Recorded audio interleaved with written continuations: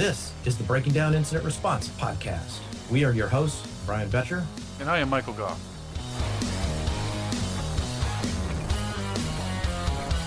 And yes, welcome to show number 000, the first edition of the BDIR podcast. Now we've done it. We've created a podcast. Another one, part of the Breaking Down Security family. Well, this podcast, I guess, should be about what the podcast is about, right? It's a good place to start, 000.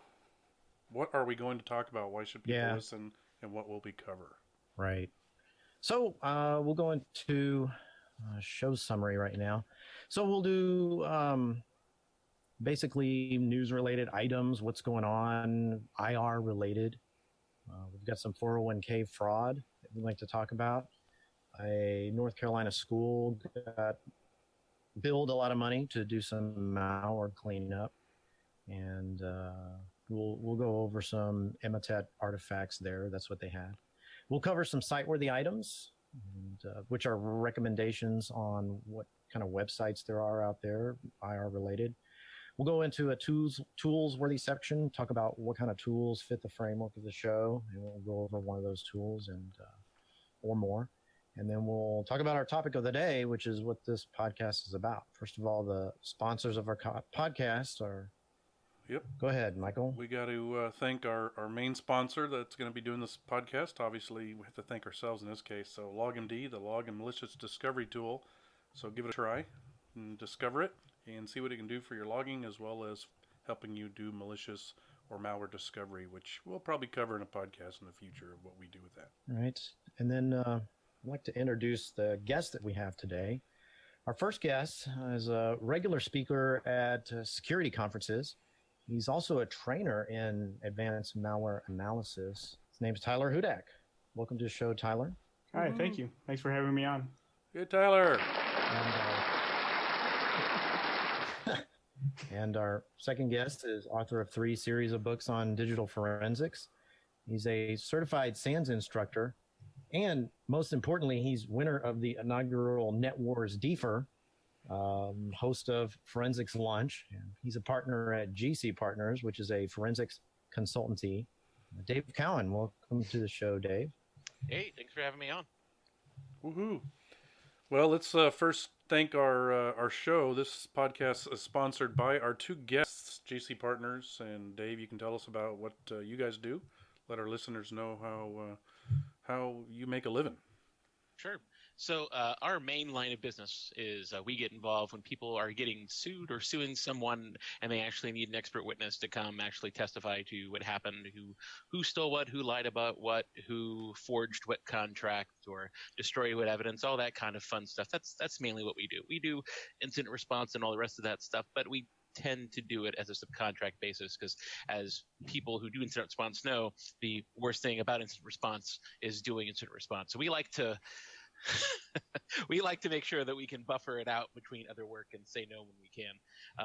But that's what the company does. And then I'm also a SANS instructor, as you pointed out. And I don't have any U.S. courses, public U.S. courses, actually this year. But if you're listening in Singapore, Amsterdam, London, or Australia, I will be coming your way this year. Down under. I love Australia, especially in the wintertime. What is there, some kind of legal thing where you can't teach SANS course in your own country? What's that about? So I've been teaching SANS courses in the States for a couple of years now. But this year they're like, hey, how about we let you go out of the country? And I was like, yeah, I'll give it a try this year. Let's see how it works. And so the ones they offered that were really interesting happened to be amazing, fun cities. You know, it just happens to work out that way. Business class, that's the one word I'll tell you when you fly to Australia. Yes. And their other sponsor of this show is going to be Tyler Hudak and his training. And Tyler, why don't you tell us a little bit about what you're doing on the side in your training and other areas that you want to tell and share with our listeners. So I've been doing training at various conferences for the last 8 or 9 years or so, mostly an introduction to malware analysis course, although I've done some other malware analysis courses. The one that I have coming up is the one that's confirmed right now is Circle CityCon, which is going to be end of May in Indianapolis. I'll be teaching out there. And then I also have actually two courses on the Pluralsight training website now. One is a malware analysis fundamentals course, and one is one that was actually just released today. It's a analyzing malicious documents course. Okay, and explain Pluralsight a little bit to people, because some of us and the listeners may not know exactly what the makeup and how they do their subscription-based training. Sure. So Pluralsight is a huge website with thousands of training videos on it. I'm only one of a couple hundred authors on pretty much every technical subject you can imagine. But you go there, you pay a subscription fee per month or per year, and you get access to all of the training videos. So mine are, like I said, malware analysis. There's computer forensics courses on there. There's secure programming. There are some other very well-known authors, like Troy Hunt is a big Pluralsight author, and it's a great site. I know if you have an MSDN subscription, you get 30 days free or some amount of time free. So it's definitely worth checking out, I think.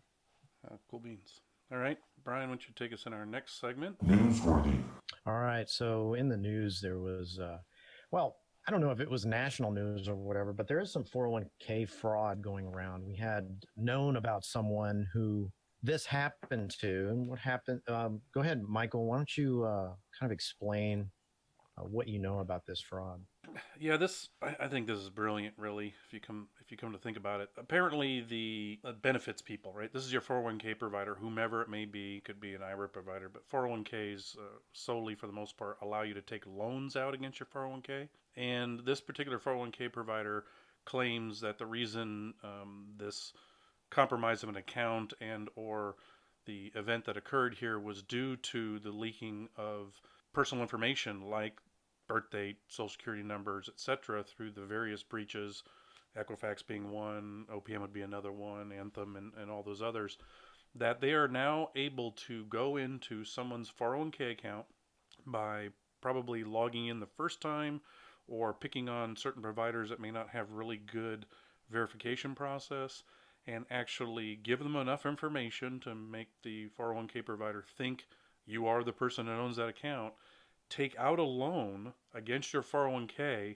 and have those funds mailed to in this case would be the owner of the account's actual physical address. But in the case that we investigated, we found two things occurred. One, the criminals tried to have the address changed within the system by the employer and include that to also be the 401k provider. And in lieu of that working, they also put in a change of address for the U.S. Postal Service, which then would redirect the check that was mailed to the actual owner to another address elsewhere. Just by getting the personal information from your 401k, logging in, convincing the provider, getting into the account, seeing that there's funds, taking out a loan against it, and then going after some change of address items, you were able to compromise this situation. Now, the thing that was most surprising to me is the check was cut and it was mailed to the user, but fortunately got there before the change of address at his physical home occurred because he got the card that said your change of address was going through, and so the timing was a little off. So other than that, I find this fascinating because the 401k providers claiming it is due to the data of the breach from Equifax, and I would say there's many others that have lost enough data for this to take place. This is kind of brilliant. I think people realize, both Brian and I look at each other and went, oh man, this is awesome. Because how many of us really log into your 401k, make sure our passwords are up to date? In our case, our provider recently made a web change, which caused us to have to go in and put in new security questions, create a different account, and so they had a significant upgrade. How many people actually log into 401k, check their passwords, check their addresses, check their loan balances, make sure everything as it seems? I would think you could compromise this, get that check mailed out, and if you get your change of addresses occurring correctly, it would take months, if not years, or at least until you prepare taxes to realize that something is amiss here. And so we found that really interesting, and we want to warn people to take action, look into your 401k accounts, make sure they are as you say, and consider some protections, like maybe having a unique address, email address, Think about like an Equifax or OPM or Anthem breach. Take your the addresses, your email addresses you all use there, and say, all right, I'm going to change that to something unique because these are high value targets, and that way, if these other things like Facebooks and Yahoos of the world get compromised, my email address that I use for those is completely different than the thing I use for my bank, my 401k, my IRA, and my financial kind of institutions for investments. And then also make those passwords very unique. I mean, this is a great example where passwords into accounts better be unique. If there's password reuse in your 401k, you could be really in bad shape with all the data that's available for people to verify who they are. So that's kind of the summary of the 401k fraud. We found it really interesting. We found it to the fact that it was that successful. The check was mailed. Fascinating. Turned out one of the reasons it got caught was the email address they used. The HR person actually changed it to the person's internal email address, and that's actually what kicked off. So kudos to that HR person. And that should probably be a process all HR people do, is never update or even consider updating someone's 401k or investment accounts without using their internal business email or some other verification, which we implemented after this case to make sure people that were making requests were actually those of the company. That's a story. Hasn't made the news. I think it should. I think this is a new area of criminal fraud that's occurring, and they're blaming the breaches of large data. And I think a lot of it has to do with how the account is set up initially. I know I've went through a 401k setup after I quit a job, and then I had to log in and basically re-register for my 401k through another company. And the initial password on my on the 401k account was my social security number.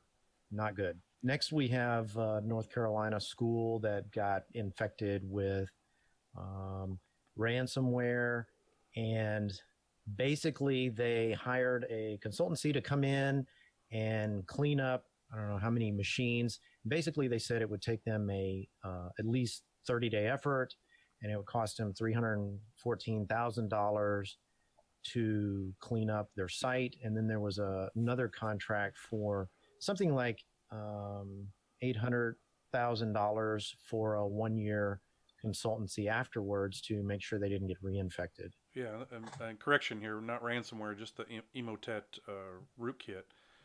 Yes. So the reason this kind of sticks out to us anyway is it seems an awful lot of money to clean up some 20 servers and 3,000 client systems. This was awarded, again, this is the thing people need to understand about the public space is that open records allows newspapers and news agencies to make requests about these kinds of events, and the government agencies have to provide it as a part of open records and transparent government. So some information has been available, and how these news stories get out around the school districts or government agencies. So there's probably some information we definitely don't have. So there's a caveat there. We don't know everything about the situation, but this was a non-bid situation. So they picked a service provider and went with them. $314K. I don't know about you, Tyler, but how long do you think it would take you to clean up 20 servers and 3,000 client systems if you had the proper tools? I think I'd do it a lot less than $314,000. Yeah, I mean the servers would definitely be a lot easier than that many clients, but once you figured it out, I mean, you write a script and you should be able to get rid of it. I mean, I'll admit it's been a while since I really looked at Emotet, but I don't remember it being that completely difficult to remove. And when I had read this article as well, and yeah, that figure just kind of struck me as really high. But I think it also brings up another good point in that when you go I know a lot of times when you go and you try to get funds for protections or more tools, it's always hard to justify how much money you're saving your organization by having these and being able to respond and protect systems. I think anybody can point to this and say, well, here's one example that is in the news that the figures have been released. It cost them $300,000 plus however much money going forward because they didn't have the adequate protections in place. Yeah, I think for this kind of money, Dave could do forensics on a handful of these systems, know everything there is to know about what this system modifications were, and then provide that information as a part of cleanup. Um, uh, Y- this Yeah, I this mean, is why at this this news. point, what I would think is that one of two things happened. Either one, someone thought there would be a notification event, so they're actually doing deep dive on a number of these systems to see whether or not any of the other data actually got put out. But two, I mean, typically these are insurance covered events, so it could be that someone decided to be more thorough. That's a good point. Insurance, not my money. Yeah, both Brian and I looked at these numbers. I'm like, wait a minute, they're telling me 314,000. Now we've dealt with Emotet and getting it and putting it in the lab and detonating it. It's not that complicated. There is some in-memory components of it, which, like all good IR people, we just bounce them. I know Dave's going to hate this, but we just bounce the box, pull the power, and boom, we flush memory that way. Completely kills your forensics scenarios, but if we're talking about cleanup here, or I'm talking about cleanup. But again, it's not that complicated. Of I wouldn't consider this remotely advanced malware in any way, form, or manners. There's lots of artifacts. Once you understand, there's been plenty of write-ups by Trend Micro and Sophos and McAfee and Minerva Labs on what Emotet does, and you can pretty easily clean it up. I mean, it's just a service. Uses a service. Some of the early ones did a scheduled task. They created a couple of unique directories to see if they were in a sandbox to do some testing there. They did use a startup folder, drop some files in Windows, System32, Sysfile64, but they used the typical directories of appdata local temp, appdata local in some random directory, and appdata roaming Microsoft Windows where they drop their binaries. Not really hard, not really complicated. Once you identified what Emotet did, you could easily clean this up. So that's why this story stuck out to us as like, wait a minute, what? And there was mention about they didn't think they lost any data, but I'm sure a chunk of this money is into doing that kind of forensics, but that really wasn't discussed in here. Yeah, there's In that always respect. what they publicize and then what really happened. So I think one of the takeaways. Well, basically, they ended up paying $1 million for a year's worth of protection from this consultancy company. At least that's what was made public. Yeah, potential contract monies, right? A lot of money. And I think that's one of the takeaways Brian and I talked about while we brought the story up is what is the takeaway for a company or an educational department or a government agency or any of our listeners that may be too small, that don't have all the tools you need or you think that you should have, and something happens and you need to employ somebody. How much money should you spend? I think they could have done an evaluation with somebody like Dave, like somebody like Tyler, myself, Brian, whomever, to get an idea and say, well, here's some recommendations. There may be some other reasons they decided to reimage everything in that they were looking to clean things up of unknown, right? Well, we don't really know what's going on in these boxes, so let's just take this opportunity to wipe the environment and start over. That's a possibility. It's not in the article.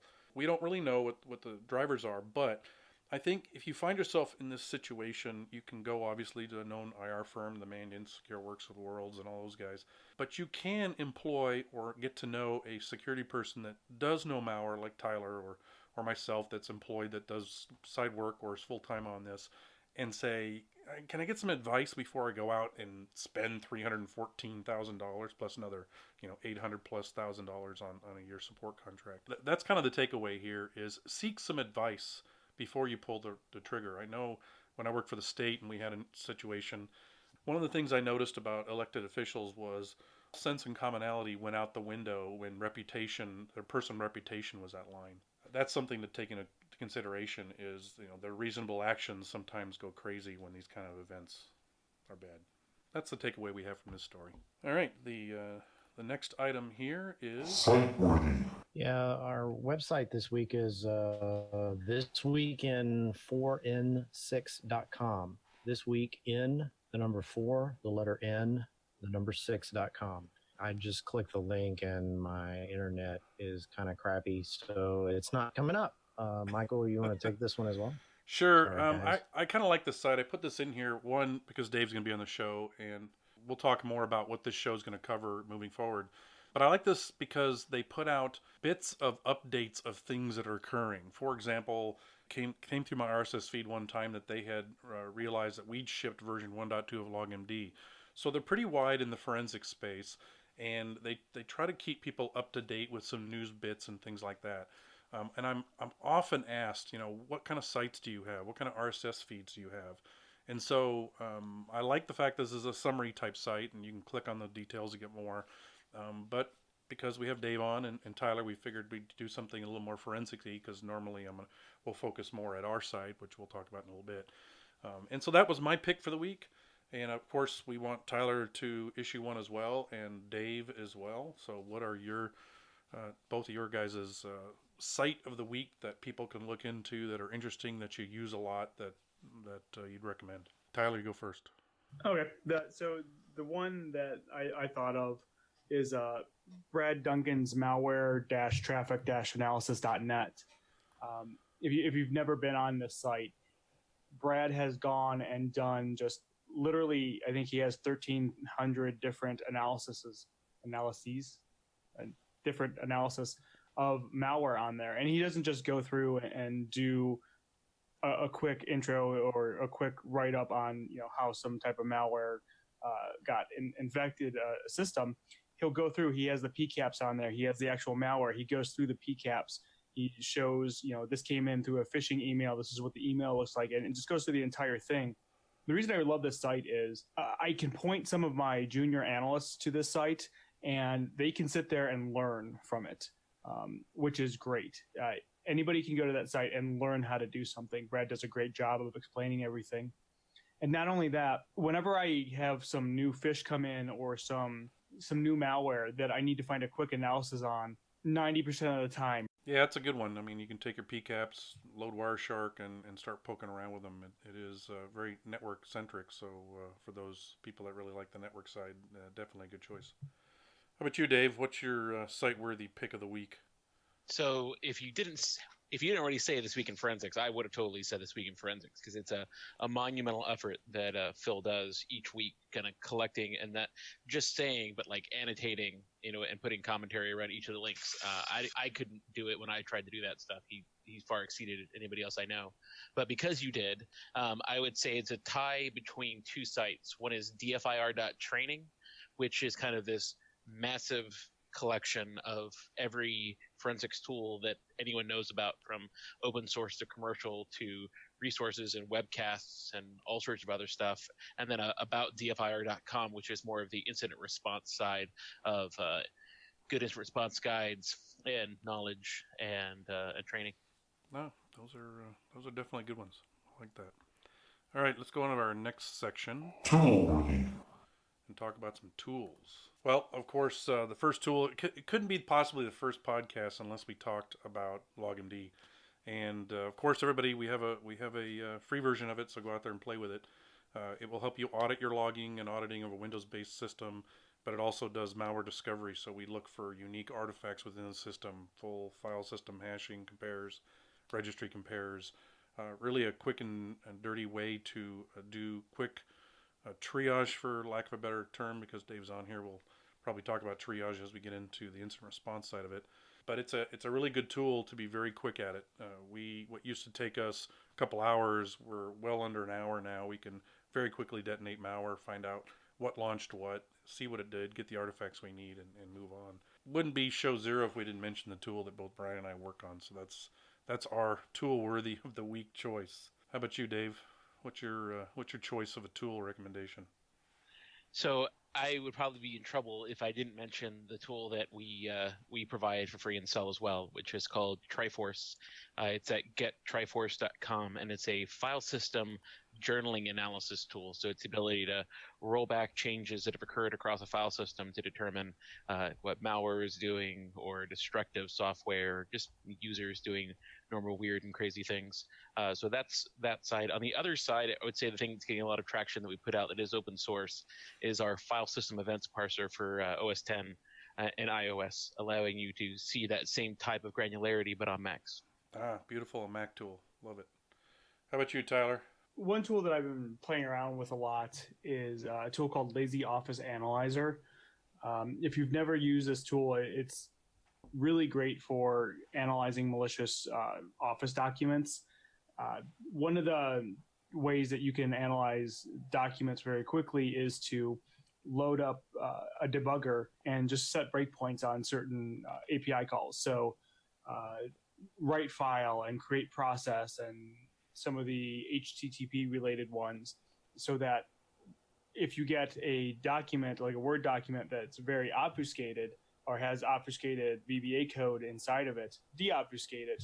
All you have to do is set the breakpoints and wait for Word or whatever you have to hit those breakpoints, and then you can see where the malware was writing to or what process it was trying to create, and so on. The problem with doing that, especially for people who are kind of new to malware analysis, is debuggers can be very overwhelming to them. And so Lazy Office Analyzer is this great little Python script which just automates all of that for you. It will take it. It will automatically set the breakpoints using WinDebug. It will kind of parse it all out. You can tell it when to stop, or if you don't want it to stop, you let it keep going. And it just shows it to you in a very nice little format at the end. So I can load up this in my sandbox. I can load up a malicious Word document, let it run for about 30 seconds, and then I have all the information I need as to where it was trying to download a file or what PowerShell command it was trying to run. Very good. So I'm a big user of Office Mouse Scanner. This is obviously that on steroids. Now we're up on our topic of the week, and that is what is this podcast all about?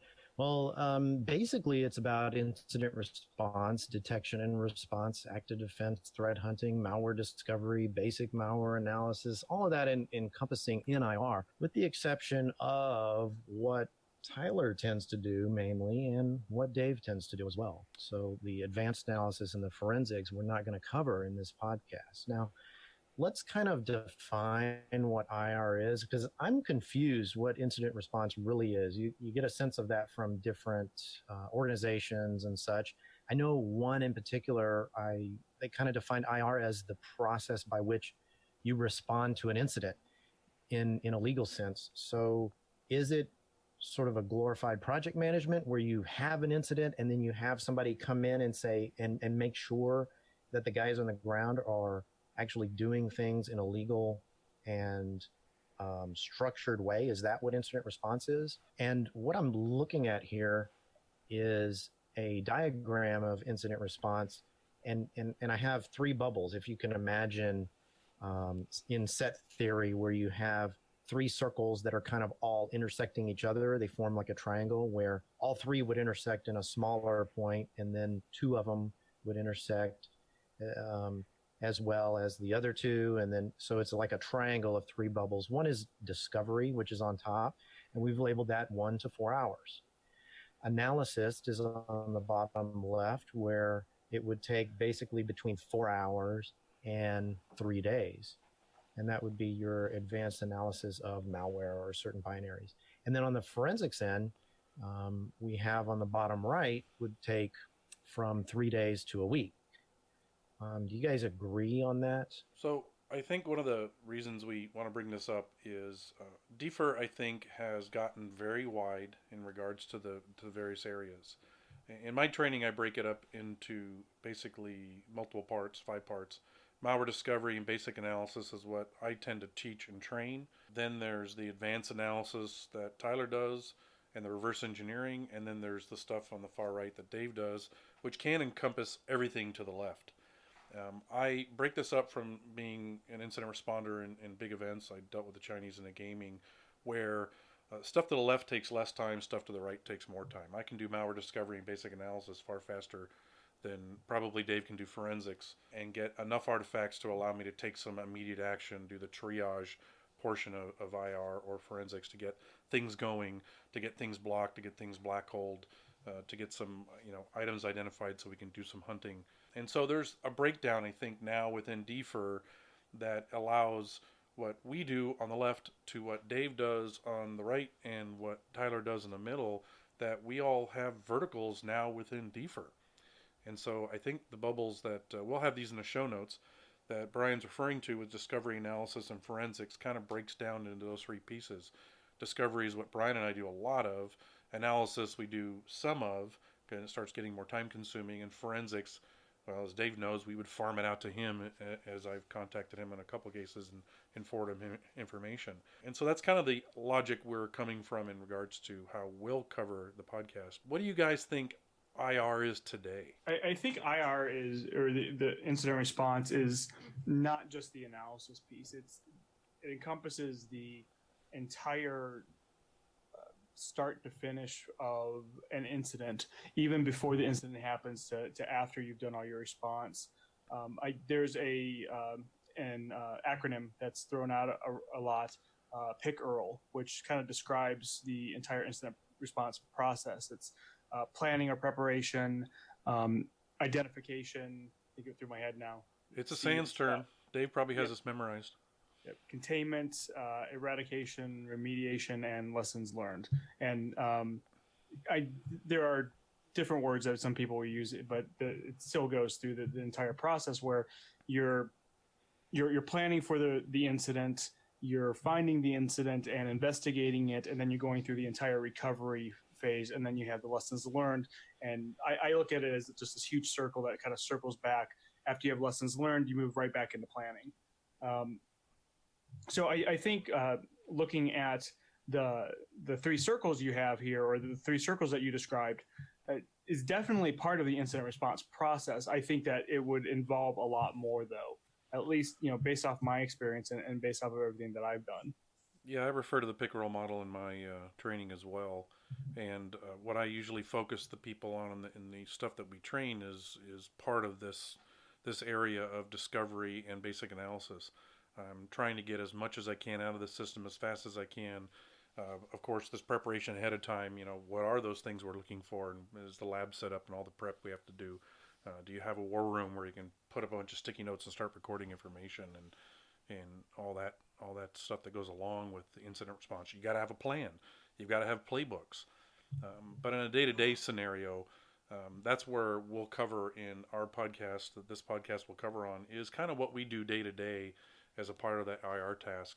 We'll have people in. We plan to have Leslie Hack for Pancakes on here to talk more about the process of incident response and the project side of it, and people like that. And of course, we have Dave and you on today. And so, Dave, what do you think on this space? So it honestly, for me, depends on my client. So obviously, we're outside consultants. So it's typically, it only bubbles up to us when it's terrible.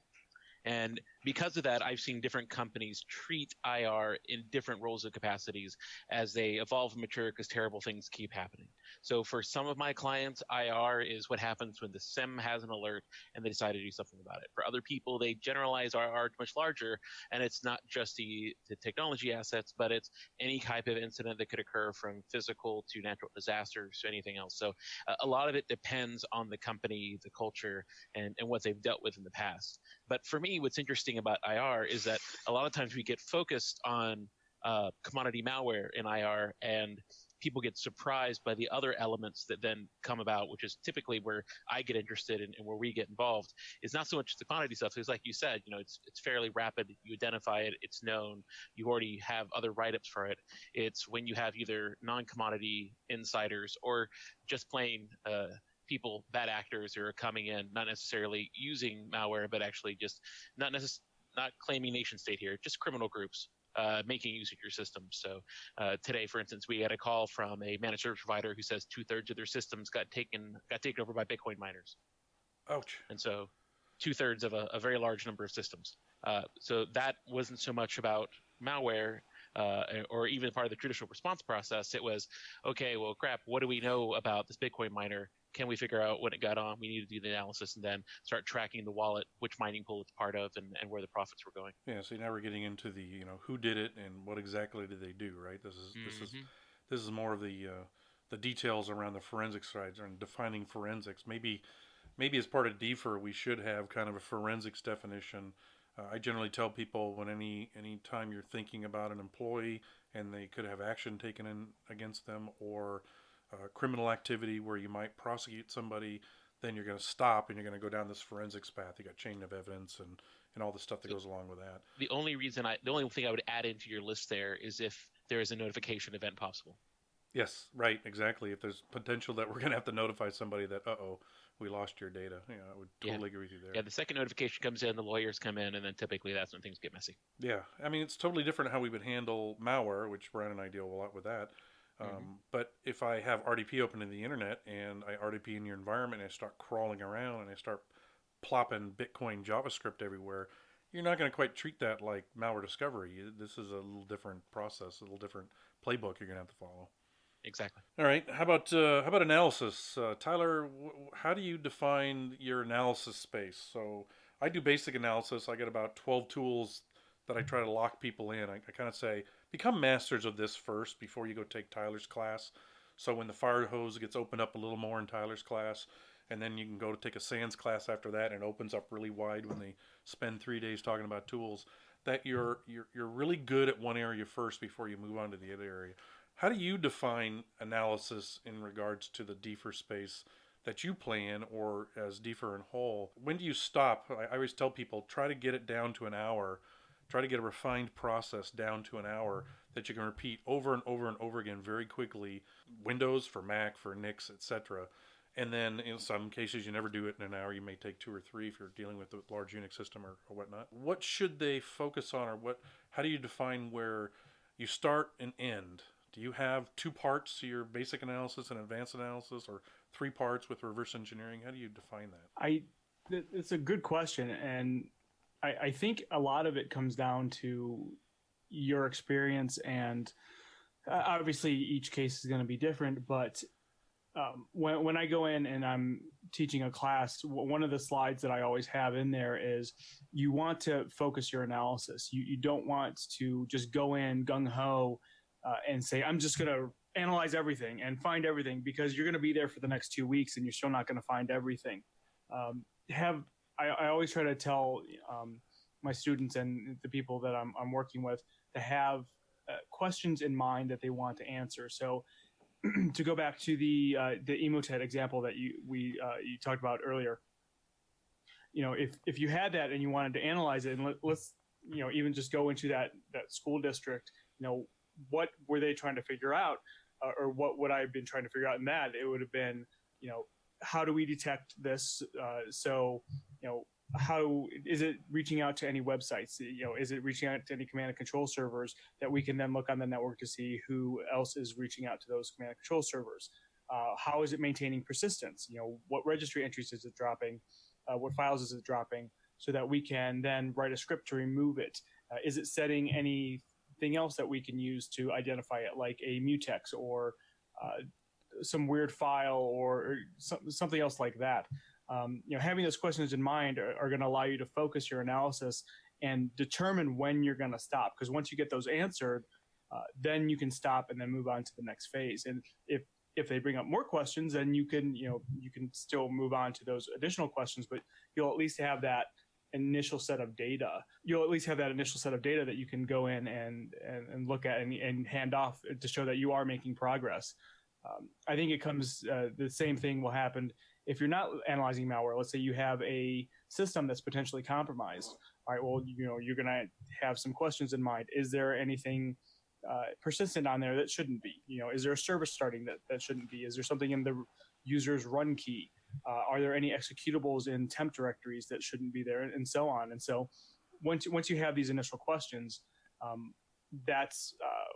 and you get those answered, that's where I see the analysis stopping.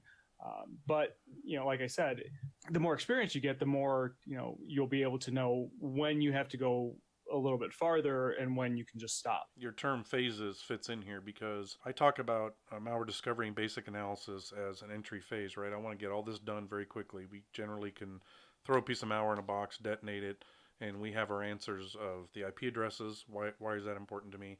Because I want to put that in my log management solution. Because we have the firewall logs all in log management, so therefore if anybody else visited any of the IPs that this malware used, we would be able to identify, hey, that box over there, I don't know who owns it yet, but that IP address has the same communication going on, right? So I need the IP address for sure. And then knowing directories and files and auto runs and things like that allow me to quickly go to that box and say, look here, here, and here, and here, and say, okay, I know this box has the same thing or something similar, and I can take whatever cleanup action or know that at least that's done, right? That's my phase 1, malware discovery, basic analysis. I've done, the SIG checks and things like that, and I know basically this is what's infecting the box. I can make the decision at that point to then go into more advanced analysis. do the word, take the Word doc and do the whole analysis like you mentioned in your tool, that you mentioned in the toolsworthy section. And then, or you isolate the box and you then set it aside and you call Dave and say, I need a forensics analysis on this. I look at that second phase being more advanced analysis and even reverse engineering, where when I dealt with the Chinese and dealt with that, obviously, this is custom made malware, right? Unique for one company. When they attack you, it's even got your company name and the stuff, so it's very unique to you. And you say, all right, how much time do I want to spend on this? When you get into that, and you're talking about advanced malware that's unique to one company, you spend a lot of time in advanced analysis and doing reverse engineering on it. Where companies now, IR firms, SecureWorks and Manions of the world and others, you can actually use your hours when you have them on retainer for an IR gig towards the end of the year or as a part of the year, use those hours and send them payloads you want them to reverse. So you don't have to have the staff. You potentially can farm that phase out to a possible IR firm. Hint, something maybe that North Carolina school might want to do. And then the third part is forensics. We have a policy where we're at. If we have to do forensics and we think we're going to go down that path, we would farm it out to GC partners. So that's our process, right? So that phase is handed off to somebody in forensics. That's done for, I think, multiple reasons from the different phases, is because I can't staff all those people for the occasional times I might need those services. Bigger the companies, the more you do it, then you can have more staff and you'll have dedicated people. But smaller firms might consider farming out these phases to firms, which is how we look at doing it. And these would all be playbooks, right? So Tyler, your playbook would be different than my playbook, which would be a lot different than Dave's play manual. It'd be pretty intense doing the full forensics, disk imaging, and all that. What lessons do you two want to tell people on the preparation, the P and the pickerel model? Give somebody a hint on what they should prepare for first and foremost. Obviously have an incident response plan and write that, but what kind of things do you see that probably most people don't do a good job preparing on? Well, I mean, the first thing that I'll say is the preparation never ends. After every incident, you're going to be preparing again, and you're going to be taking those lessons and kind of looping them back in to figure out how things work. Honestly, the biggest thing that I see issues with is actually the boring stuff that nobody really wants to think. It's not the cool, fun stuff. It's making sure that you have policies in place so that you can go and grab a machine if you need to, or that you do have the authority to shut a system down if need be. Making sure that you have the right enough disk space so that if you have to take a dozen images of 1 terabyte systems, that you have that space in a SAN somewhere to do this, and so you're not scrambling at the last minute. I mean, those are the big things. The little details that aren't the sexy things that people want to do. They're not the memory analysis or the malware analysis or the disk analysis. It's all those little things that nobody wants to do. And the templates for writing your reports and for keeping track of information during an incident and all that boring stuff, those are the things that I think are the most important that a lot of people forget to prepare for. Yeah, policy. So when I know when I'm going to use Dave, when someone says I want to investigate an employee, whoa, I don't want retaliation here. Hey, Dave, I got a gig for you. So that is a big piece of the preparation, right? The paperwork, the dot the I's, cross the T's, the legalese. And you definitely can do that ahead of time. What about you, Dave? You got a good prep item that you see people? I do. And so typically when I'm working with a client and they're trying to either prepare or get better long term, it's kind of a 4-pointed list. And for me is an order of importance. So number one is most important is, depending upon the size of the network, whether it's a single site or global, is who to contact at each one of the sites that would actually be able to provide access either to the system or the logs or the networks or the firewalls that actually will have the data that you need to start tracking this thing down. Number two is just simply going to be the word NetFlow. NetFlow. Where is it? Who has access to it? How can you query it? Where can you get more of it? How's it being stored? Everything you can to get more NetFlow. Then after that, it's going to be these, are they have logging centralized and where can you get access to it and how can you measure it? And then for me, if you've managed to get those 3 things accomplished, you can start looking at instrumentation. And you can use a lot of different acronyms from different vendors for that. But if you have nothing and no budget and you've solved the other three, you should probably be aware that there's 2 projects out of Google that could be getting you on board and getting visibility today. One of which on the threat hunting end, which is the Google Rapid Response that I think a lot of people are aware of, but at the other on kind of the open source Carbon Black end is a tool called Lima Charlie that's out of Google's security department, which is this amazing state and non-state detection system that can actually you can run locally in a Docker or up in the cloud to start actually pulling in these events as they trigger across your systems. Those are good. That's a good list. I would definitely agree with a lot of those. One of the things I've done with PowerShell scripts and launching the stuff that Word calls out to PowerShell, it goes out to the net, downloads its payload to do its dropper and all that execution, is I take some of these, I'll genericize them so they don't actually do anything, and I'll move it and execute that actual call on my desktop so that I trigger the alert that I've created, because obviously I'm very concerned about PowerShell usage in our environment, or any environment. Everybody should be concerned about PowerShell execution, to see if I can pick out certain kinds of things. And that preparation is constant, right? I go to a SANS summit, or I'll go to DerbyCon, or I'll go to whatever con of the month I'm at, and I'll listen to one of the Mannion guys on their latest and greatest thing, or Daniel on his obfuscation stuff, and I will go back and I will prepare for that hitting us. And I constantly testing that kind of loop of preparedness and detection, right? Sometimes we refer to this as active defense, where that prep means if somebody does land in our environment, like let's say we hire a pen tester and he goes crazy with PowerShell, that I'll pick up on him phoning out to a pen tester website and downloading something, or I'll pick up on him using huge chunks of base64 code in a PowerShell script, or using a lot of ticks doing obfuscation scenarios. And I'm constantly testing and doing this evaluation and detection and preparation as a part of that loop. And so that is a good one, because we are constantly doing that. Some people, I think Brake brought up one time saying, oh, yeah, tuning your sim is so much fun, and he was being facetious. And it's like, actually it is, because when you detect something that you've been working on for a while and you start throwing what you're actually receiving on a day-to-day or week-to-week or month-to-month basis, and you start throwing that at these things you've created in your sim, and you're getting positive triggers. I know one of my big base64 triggers was getting thrown by Foxit Reader, and like, well, I just have to filter that out. And once I did, I'm like, okay, let's throw that at it. And it's pretty impressive. We had this rollout of a new solution that used PowerShell, and it threw a whole bunch of alerts. It did exactly what I designed it to do. So tuning the sim was a huge piece of preparation, and was part of what I consider to be active defense, where you're constantly doing this tune, tweak, learn, tune, tweak, learn, waiting for that next attack. How do you guys define active defense? What do you think active defense is, Brian? Well, active defense, I think, is, well, a lot of people define it as hacking back.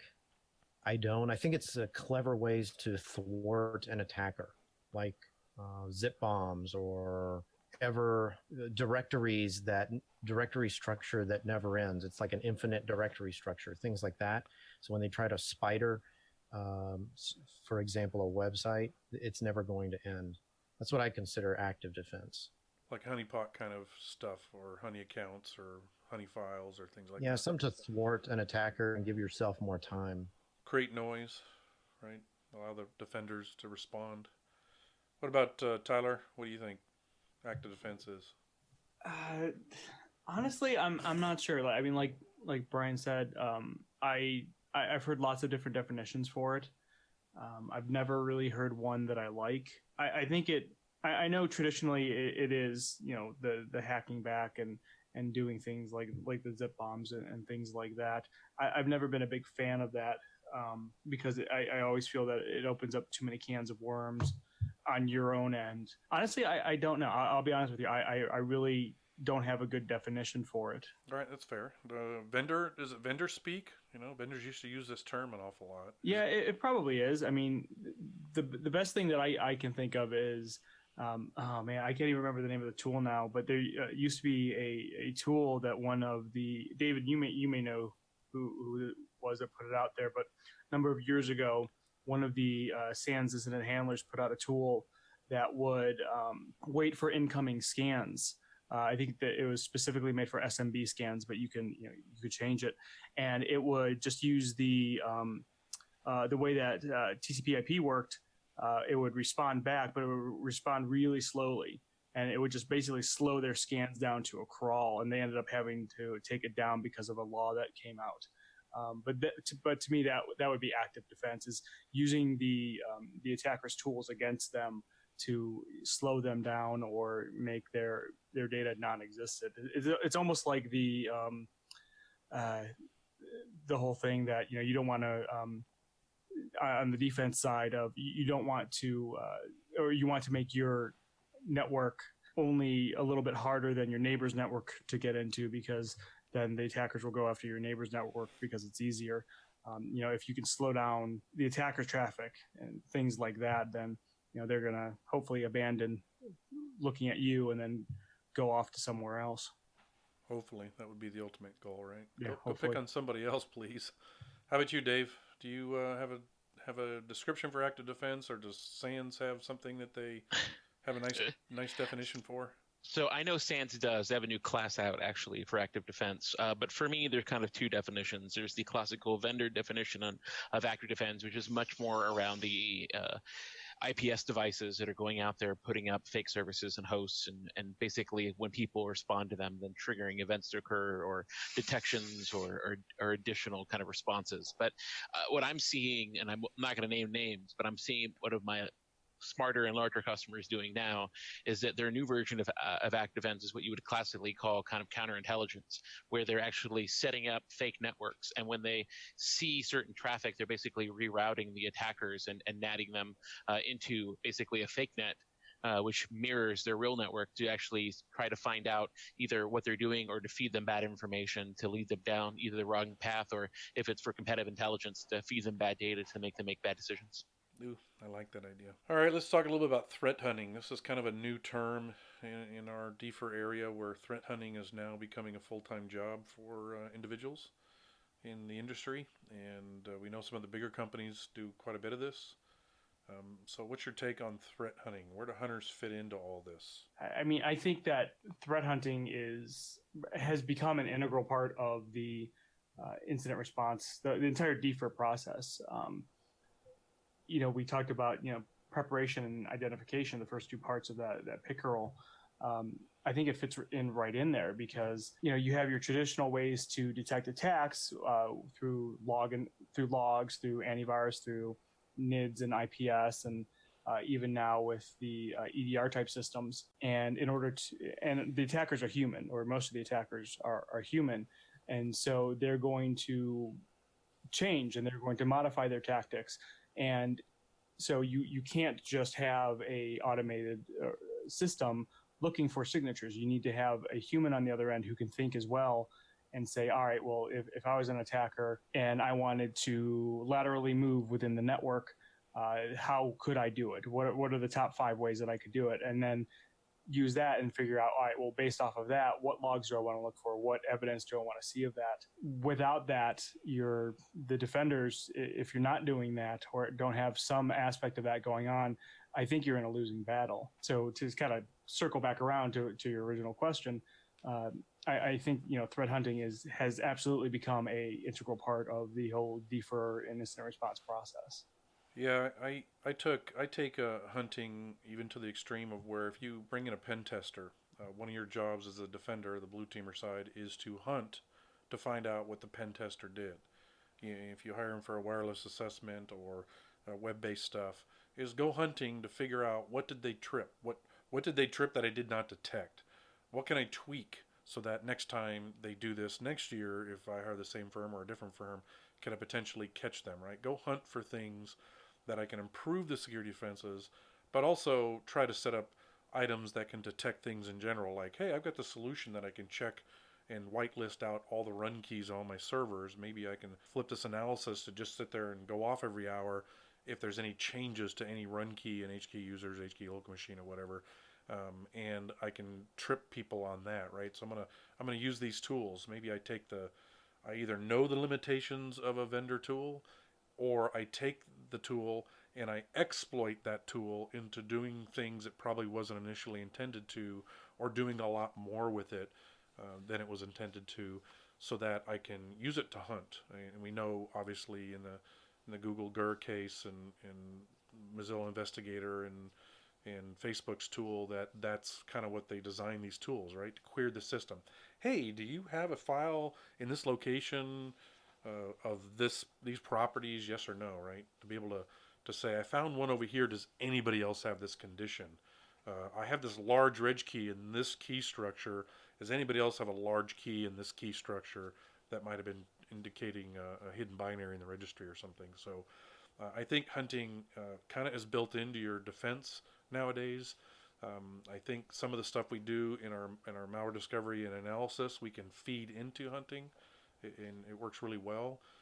I'm sure artifacts that Dave would bring in and say, hey, we found all these things, and matter of fact, I was on the forensics lunch one time, and Dave was showing me some shroom stuff, and I stopped him. I'm like, wait a minute, what?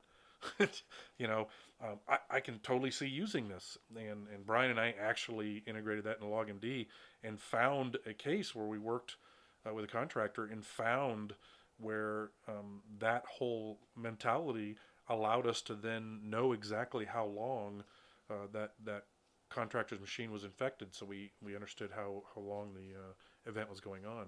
And so hunting is kind of this ongoing, constantly looking for things from the bad guys and or artifacts and or behaviors, and also finding what your pen testers did. I think there's probably not enough of that going on. I think we hear about the purple teaming from our pen tester vendors trying to improve their service offerings, but I think blue teamers, the defenders of the networks, the customers, need to hunt what their pen testers do as part of threat hunting. At a minimum, start there if you're having regular pen tests done. What about you, Dave? Coming from the forensic side, this is probably a little different. You're hunting the entire remnants of everything that happened on the box in a timeline. Yeah, I'm very happy that threat hunting is becoming a thing, because it means that people are no longer being passive about waiting for a similar to go off and then putting their head in the sand if it doesn't, assuming that everything is fine. So I'm happy, even if I don't agree with everyone's definitions of how they do things or why they do things. I'm just happy they're doing it and they're looking. So I think it really depends on the maturity of your instrumentation, how you can hunt. I mean, I think at a minimum, just getting a threat intel feed into the tool of your choice to start looking for the basic indicators is great. To actually start proactively looking for this stuff. And then when you're ready to move up, you can start integrating. I don't know if you've seen the amazing document that came out of the Japan cert, where they actually started tracking all of the major artifacts left over from the most popular lateral movement tools. And they actually turned that into a set of signatures that you could start looking for in your hunts. And then above that, you have, what Microsoft has done, and I don't know if you've heard about this, but Microsoft's red team runs year round and their blue team hunts them year round. And so they're always looking for a red team they know is present, and then they happen to stumble over real attacks in the process because they're looking for all these new and novel ways that their red teams are getting in. And then for me, kind of like where it gets, if you've achieved all these things and you're doing all these things, and kind of the next level and where we're seeing things going is doing more advanced hunting, where we're actually starting to compare what's in memory to what the operating system's showing, and actually doing diffs of that in real time to find out what's being hidden from us. And we're currently doing that with GER, and I think a lot of other people should be kind of looking into that if you've achieved the other levels in your maturity cycle and you're ready to kind of take things to the next step. So yeah, there is definitely a maturity level in DFIR, right? You got to start to the left, work your way to the right, become a forensic guru. I think a lot of people try to take too much on when they're learning this space, and it overwhelms them because now there's so much to do. I want to be a malware discovery, basic, advanced analysis, reverse engineering, forensics guru. Jack of all trades, master of none. It's kind of my warning to people. Pick what you want to be good at and dig deep, because it's surprisingly a very, very deep subject these days. Yeah, and I was talking to one of my coworkers the other day about this. I don't know if I was just starting out now, I don't know if I'd want to get into the space because it's so huge. I mean, I've been doing security for almost 20 years now. And, when I started, the only way you could get into this was if you just happened to stumble upon a private company that had a security group, which was very rare, or you worked for the government. Now, I mean, I just look over at my bookshelf and I've got 36 different books on security that are published in, that you walk down to your local bookstore and get. They've been on a huge variety of subjects. With so much being out there, it's overwhelming to me, and I've been in the space for a while. I can't imagine what people who are just coming in are feeling, that the overwhelming of looking at everything. But I think your advice is perfect and spot on, that focus on one area, and when you feel good enough about that, start looking at other areas, because eventually it'll all come to you. Well, I think that's a great way to wrap this up, right? Because that's the idea here. DFIR has gotten very wide, very deep, and we are going to focus on this podcast on the left side, the things that take the least amount of time. We're going to help people that are probably getting into it, people that want to get better at the first part of it before they graduate, before they consider themselves really good at malware discovery, basic analysis, to move on to a class for tilers. In my training, that's exactly what I do. I say, you take my 2 classes, my 2-day malware discovery, and then my log analysis classes, and then you go take Tyler's advanced analysis and reverse engineering stuff, and then you're going to go take SANS certifications with Dave in forensic space. But master those. Don't try to run down this path. And so our podcast is going to focus on the left side, the things that you can do in an hour or two, the things that get you started, the things that will lead you to become an advanced analysis or reversing expert. And then, of course, you're going to listen to the forensics lunch, because if you're a forensics guy, that's what you're going to listen to. And that's kind of the focus of what we're going to do here. I can't thank you guys enough for helping us define that and talking about the subject and helping us scope out what we're going to do. And you guys are definitely well respected in this space. If you haven't taken Tyler's training, Indianapolis, when is that training? What month? How cold will it be? The end of May. End of May. It won't be too bad. It'll be pretty. And then, of course, DerbyCon in September. I'm sure we'll be fighting over that submission again, which you keep beating me out for. Damn it. Yeah, that's in you can find Dave online. Well, I guess you have to go to Australia or some other foreign, beautiful place to get Dave's training. So with that, we're going to wrap this up. I know Brian's having some audio issues out there in the country. Yep. But hey, we'd love to plug your stuff some more, so be sure to look up Tyler's plural site, Tyler Hudak's plural site stuff. There will be show notes. They will be at BDIR-podcast.com, which is going to be a page on the LogMD site, and we'll have the show notes and some of the links that we talked about today, so you guys can actually go click on those and learn on the recommendations and stuff that we talked about. Again, Dave Cowen, you can find him at gc-cpartners.com. And, of course, SANS training all over the place and various cons. You'll be in Austin at the DFIR Summit, hopefully. That's the plan. That's the plan. So he'll be here in our hometown, and hopefully we'll get scheduled to go to that this year and hang out with him a little bit. But he'll be busy doing the whole, putting on the thing and herding the cats in and out of the room and whatnot. Any other last thoughts you guys want to share before we wrap it up? Just to say thank you for having me on your maiden podcast, or your maiden episode of the podcast. It was truly an honor to be asked, especially with such a great other person on here, such as David, who's a legend in the field. It was quite an honor to be with all you guys. Yeah, we thought this would be a good one to cover the space, and we have the left all the way to the right covered and Brian and myself make it 3. We're probably equal to you two. But we wanted to make sure that we gave all that insight for people, so they can make good decisions and at least understand that we're gonna cover our stuff to the left. We will obviously cover tools and have people on that will talk about the advanced area and reversing, I'm sure, and forensics. Who knows? There may be a release that Dave wants to come share with us at one point in time in the future. But that's what you'll learn here, and we'll cover the same kind of flow. We'll talk about some newsworthy items. We're not reading the news. But we will talk about some things we think are interesting and things to consider and maybe you should think about. There's lots of podcasts that talk about the news, so we don't want to regurgitate that. And then hopefully some sites and tools that can help you on your career path to learning and advancing in our DFIR area. So thanks everybody for participating. I got my last soundbite in there, so I think we're good.